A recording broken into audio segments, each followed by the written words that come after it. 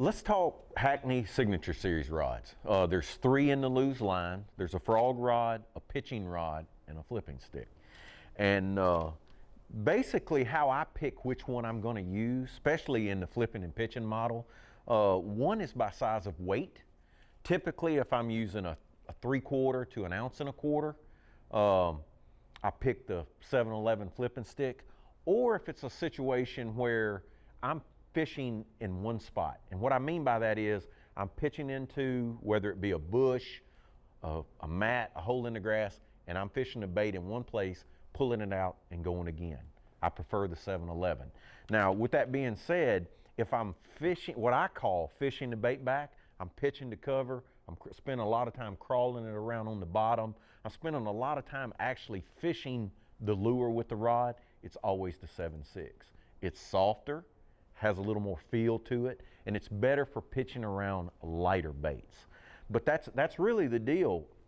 If I'm less than 3/4 of an ounce, the 7.6 is all the rod you need, but you really need that bigger rod, the 7-Eleven, when you go heavier in weight.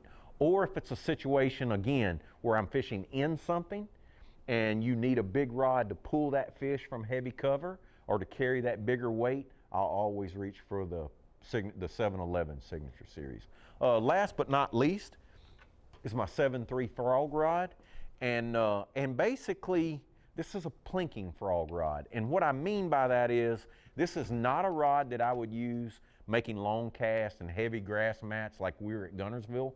It's not a big enough rod for that, but what it is, it's a great target rod. Skipping a frog around cypress trees, under boat docks, targeting patches of bank grass. Basically a lighter, what I would call a lighter application, open water frogging, which honestly I do more of that we go to more places where I do more open water frogging like that around a target than casting in a mat. We don't do a lot of that. So I developed this frog rod basically for target fishing, almost like the spinnerbait rod of the frog world. But anyway, that's how I choose which one of the Signature Series rods that I use. And basically I do that with our whole series. You know, if I want a Thunder Cricket rod, of course I pick up Andy Montgomery's. If I want to skip a jig around boat docks, I pick up Andy Montgomery's. But if you just go through all of our Signature Series, each one of our pros has developed a rod for a specific technique. And it just makes it really easy when you're picking out a rod for whatever you need to do. Check out the Signature Series.